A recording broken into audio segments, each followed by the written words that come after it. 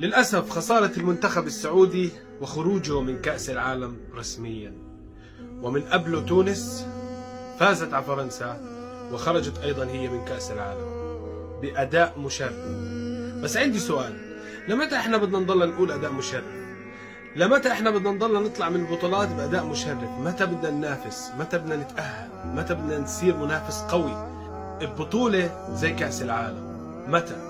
بنية تحتية عنا، فلوس عنا، صلنا أكثر من 80 سنة بنلعب كرة قدم. متى اتحاداتنا العربية تحط خطة ل10 أو 20 سنة إنها تعمل فريق أو منتخب محترم وتشتغل على الناشئين بإنها تصير تنافس على البطولات؟ متى؟ ليش ما نعمل زي ما عملت فرنسا بالسبعينات؟ ليش ما نعمل زيهم؟ بنوا أكاديميات بكل مكان في البلد. المنتخب الفرنسي اللي أخذ كأس العالم بال 2018 نصهم خريجين هدول الأكاديميات. رسالة للاعبين دول الخليج بالذات، أرجوكم إذا واحد من اللاعبين أجاء عرض من فريق أوروبي براتب أقل، خلوه يطلع، خلوه يكسب خبرة، خلوه يحتك مع لاعبين كبار، أرجوكم.